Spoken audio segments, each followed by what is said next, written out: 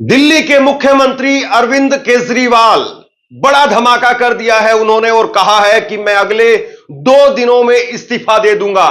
और केजरीवाल के इस ऐलान से मोदी शाह के होश उड़ गए हैं, बीजेपी बैकफुट पर आ गई है।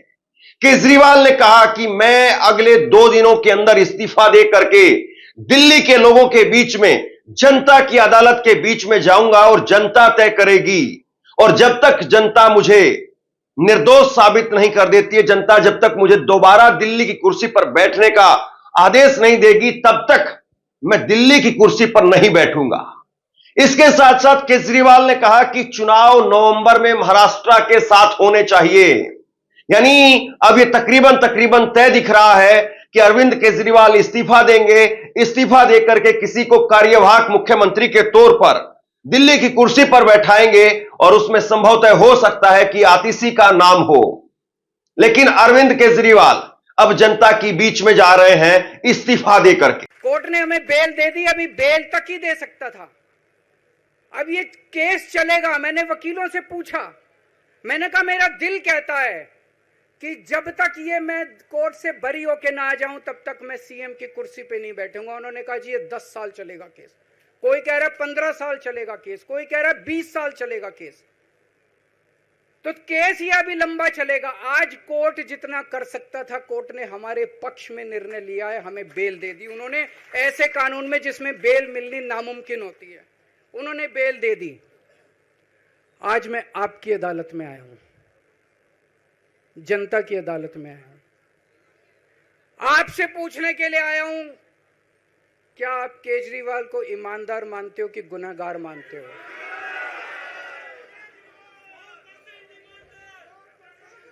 मैं दिल्ली की जनता से पूछना चाहता हूं, मैं देश की जनता से पूछना चाहता हूं कि क्या केजरीवाल ईमानदार है कि गुनहगार है? दोस्तों, 2 दिन के बाद, आज से 2 दिन के बाद मैं सीएम की कुर्सी से इस्तीफा देने जा रहा हूं।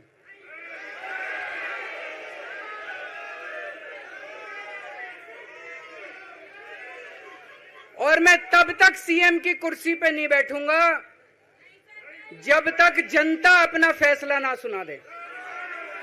मैं जनता के बीच में जाऊंगा, गली गली में जाऊंगा, घर घर में जाऊंगा, और जब तक जनता अपना फैसला ना सुना दे कि केजरीवाल ईमानदार है, तब तक मैं सीएम की कुर्सी के ऊपर नहीं बैठूंगा।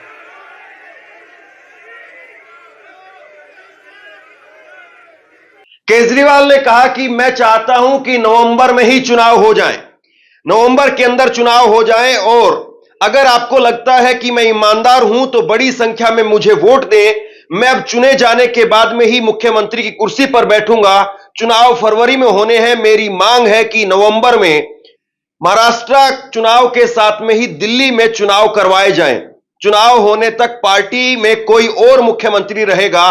अगले 2-3 दिनों में विधायकों की बैठक होगी जिसमें अगला सीएम तय किया जाएगा। कुछ लोग बोल रहे हैं सुप्रीम कोर्ट ने कुछ कंडीशंस लगाई हैं, काम नहीं कर पाएंगे। पिछले 10 साल में इन लोगों ने कंडीशन लगाने में कोई कसर छोड़ी थी? एलजी साहब ने कंडीशन लगाने में कोई कसर छोड़ी थी? केंद्र सरकार ने 1 कानून, 2 कानून, 3 कानून, कानून पे कानून डाल के मेरी पावर छीन ली, पर आपके काम बंद नहीं होने दिए मैंने। ये कंडीशन हमारे लिए कोई वो नहीं रखती, कोई हमारे लिए अड़चन पैदा नहीं करती ये कंडीशन। इन कंडीशन को भी देख लेंगे, लेकिन मेरे लिए जो मायने रखता है वो है मैंने अपनी जिंदगी में ईमानदारी कमाई है। अगर आपको लगता है केजरीवाल ईमानदार है, जम के वोट दे देना मेरे पक्ष में। चुनाव के बाद सीएम की कुर्सी पे जाके बैठूंगा।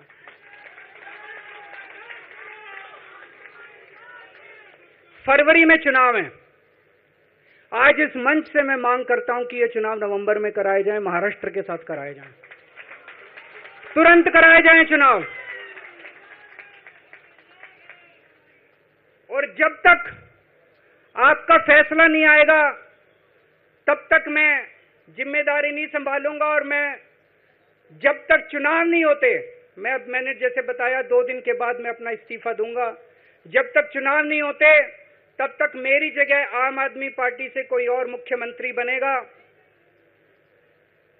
अगले 2-3 दिन के अंदर विधायक दल की मीटिंग होगी और विधायक दल की मीटिंग में अगले मुख्यमंत्री के नाम का तय किया जाएगा। लेकिन इस सबके बीच में एक बड़ा सवाल जो लगातार अरविंद केजरीवाल के जेल जाने के दौरान उठता रहा कि वो जेल चले गए, इस्तीफा क्यों नहीं दे रहे हैं? क्योंकि अरविंद केजरीवाल पहले ऐसे मुख्यमंत्री हैं आजाद भारत के जो मुख्यमंत्री रहते हुए जेल में गए और जिन्होंने जेल से सरकार चलाने का काम किया। अरविंद केजरीवाल ने कहा कि मैंने जेल से इस्तीफा इसलिए नहीं दिया क्योंकि अगर मैं जेल से इस्तीफा दे देता तो ये लोग बाकी विपक्ष के नेताओं को भी डरा देते और इसी तरह से जेल में डाल डाल करके उनकी पार्टियों को तोड़ देते।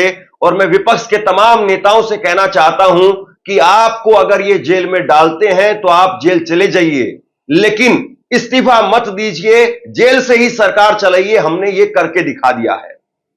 ये लोग पूछते हैं कि केजरीवाल जब जेल में था इसने इस्तीफा क्यों दिया, क्यों नहीं दिया? जेल में से सीएम के पद से इस्तीफा क्यों नहीं दिया? मैंने इस्तीफा इसलिए नहीं दिया क्योंकि मैं देश के जनतंत्र को बचाना चाहता था। इन्हें जो इतने फॉर्मूले बना रखे हैं, एमएलए तोड़ दो, पार्टियां तोड़ दो, एमएलए खरीद लो, डरा दो, अब एक फॉर्मूला और इन्होंने नया बनाया है। जहां जहां ये चुनाव हारे वहां वहां के मुख्यमंत्री पे फर्जी केस करके उसको गिरफ्तार कर लो और उसकी सरकार गिरा दो। अगर मैं इस्तीफा दे देता, अगर मैं हेमंत सोरेन साहब ने इस्तीफा दिया, मैं भी इस्तीफा दे देता, इन्होंने सीतारमैया पे भी अभी केस किया है, इस सीतारमैया साहब के ऊपर, इन्होंने पिनाराई विजयन के ऊपर भी केस कर रखे हैं, ममता दीदी के ऊपर केस कर रखे हैं। ये एक ऑपोजिशन के मुख्यमंत्री को नहीं छोड़ते, एक एक को पकड़ के फर्जी केस कर करके उनको जेल में डाल देते और एक एक की सरकार गिरा देते। मैं जेल में गया, अभी 10 दिन पहले सुप्रीम कोर्ट की एक बेंच ने पूछा सरकार से कि जेल के अंदर से सरकार क्यों नहीं चल सकती। बड़ा आप लोगों ने अखबार में, सुप्रीम कोर्ट ने पूछा है केंद्र सरकार से कि जेल के अंदर से सरकार क्यों नहीं चल सकती, तो जेल के अंदर से सरकार साबित कर दिया हमने। अब मैं देश के सारे नॉन बीजेपी मुख्यमंत्रियों से हाथ जोड़ के विनती करना चाहता हूं, अब अगर प्रधानमंत्री जी हिम्मत करें आप पे फर्जी केस करके आपको जेल में डालें, इस्तीफा मत देना, किसी हालत में इस्तीफा मत देना, जेल से सरकार चलाना हम सबको मिलकर, ऐसा नहीं कि हम पद के लालची हैं, ऐसा नहीं कि मुख्यमंत्री पद हमारे लिए महत्वपूर्ण है, इसलिए क्योंकि हमारे लिए हमारा संविधान जरूरी है, हमारा देश जरूरी है, जनतंत्र जरूरी है, जनतंत्र को बचाना जरूरी है। इतने भारी बहुमत से जीती हुई सरकार, एक बार 70 में से 67 सीट आई, एक बार 70 में से 62 सीट आई और आप पकड़ के जेल में डाल दोगे और कहोगे इस्तीफा दे। मैं सारे मुख्यमंत्रियों से आज हाथ जोड़ के विनती करना चाहता हूं, इनका ये नया फॉर्मूला भी आम आदमी पार्टी ने फेल कर दिया है, जो इन्होंने नया फॉर्मूला बनाया। केजरीवाल ने आज मोदी शाह के सारे मंसूबों पर पानी फेर दिया और जिस तरीके से जेल भेज करके केजरीवाल को तोड़ने, पार्टी को तोड़ने की तैयारी चल रही थी, वो आज धराशायी हो गए। केजरीवाल ने कहा कि बीजेपी को लग रहा था कि मुझे जेल भेज करके हमारी पार्टी को तोड़ देंगे, हमारे विधायकों को तोड़ करके दिल्ली और पंजाब की सरकार गिरा देंगे। इनकी साजिशों के खिलाफ आम आदमी पार्टी लड़ रही है, क्यों? इन्हें लगा कि ये मेरे हौसले को तोड़ देंगे, इन्होंने मेरा हौसला और बढ़ा दिया है। मुझे जेल क्यों भेजा इन लोगों ने? ऐसा नहीं कि केजरीवाल ने कोई भ्रष्टाचार किया, वो इनको भी पता है, मेरे को भी पता है, आपको भी पता है। इन्होंने जेल क्यों भेजा मेरे को? इनका मकसद था आम आदमी पार्टी को तोड़ना, इनका मकसद था केजरीवाल के हौसले को तोड़ना, केजरीवाल की हिम्मत को तोड़ना। इन्होंने फॉर्मूला बना रखा है, आप देख रहे हो किस तरह से एमएलए तोड़ दो, एमएलए खरीद लो, ईडी भेज के डरा दो, सीबीआई भेज के डरा दो, फर्जी केस कर दो, जेल में डाल दो, पार्टी तोड़ दो। महाराष्ट्र में कैसे उन्होंने 2-2 राष्ट्रीय पार्टियां तोड़ दी, पार्टी तोड़ दो, सरकारें गिरा दो और अपनी सरकार बना लो। इनको यह लग रहा था केजरीवाल को जेल भेज देंगे तो दिल्ली में इनकी पार्टी टूट जाएगी, दिल्ली में बीजेपी की सरकार बना लेंगे। इनको लग रहा था पंजाब की सरकार तोड़ के पंजाब में हम अपनी सरकार बना लेंगे, इनके एमएलए तोड़ लेंगे। लेकिन हमारी पार्टी नहीं टूटी, हमारे एमएलए नहीं टूटे, हमारे एमएलए तो छोड़ो, कार्यकर्ता भी नहीं टूटे। इनकी बड़ी बड़ी साजिशों के खिलाफ, बड़े बड़े षड्यंत्रों के खिलाफ केवल आम आदमी पार्टी में ताकत है जो आज इनका सामना कर रही है। इनको लगा केजरीवाल के हौसले तोड़ देंगे। आज मैं आपके सामने खड़ा हूं और मैं पूरे विश्वास के साथ कह रहा हूं कि जेल के इन 150-200 दिन जो मैं जेल में रहा, इन दिनों ने मेरे हौसले को और 100 गुना बढ़ा दिया है, कम करने की बजाय।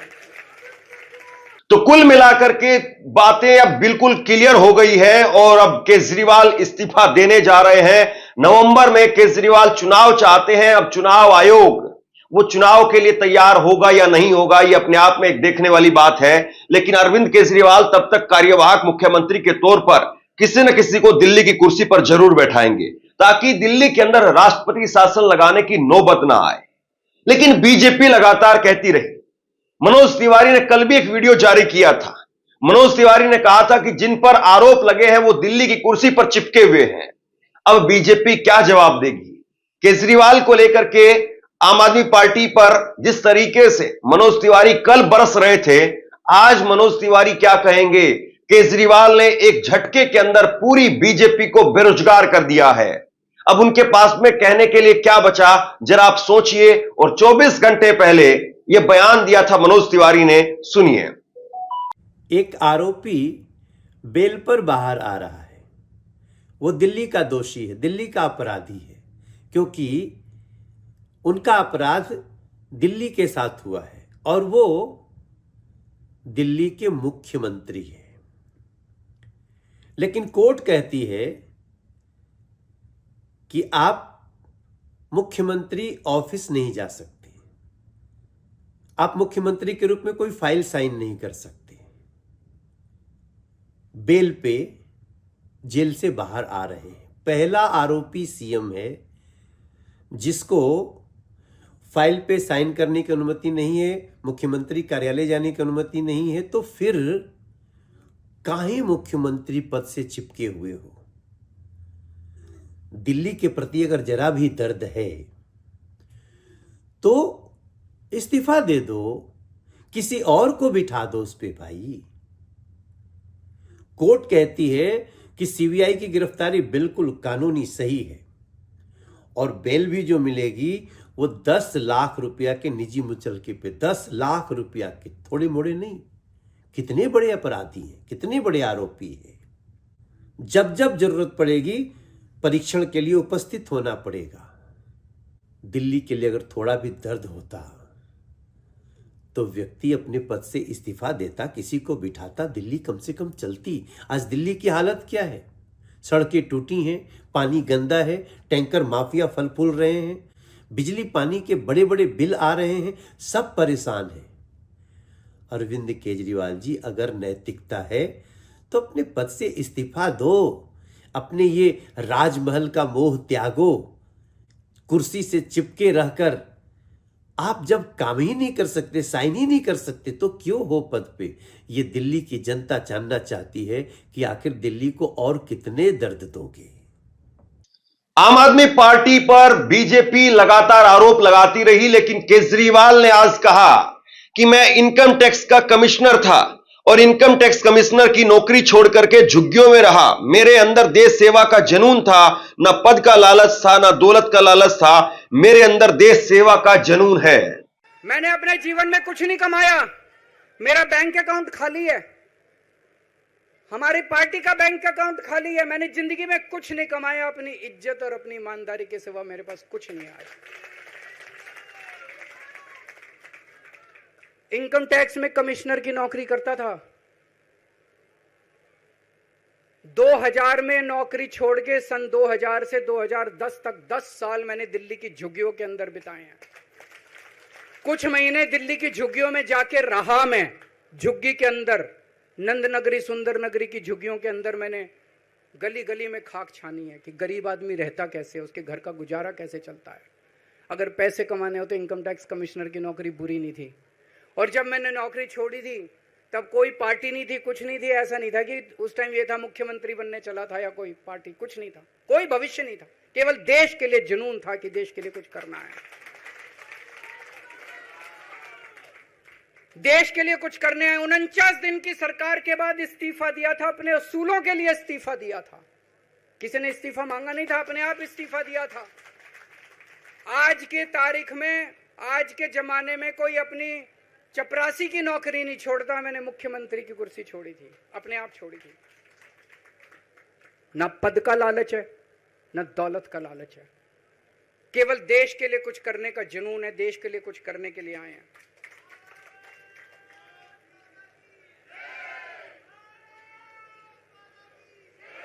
इन्होंने मेरे ऊपर आरोप लगाए, मनीष जी के ऊपर आरोप लगाए हैं।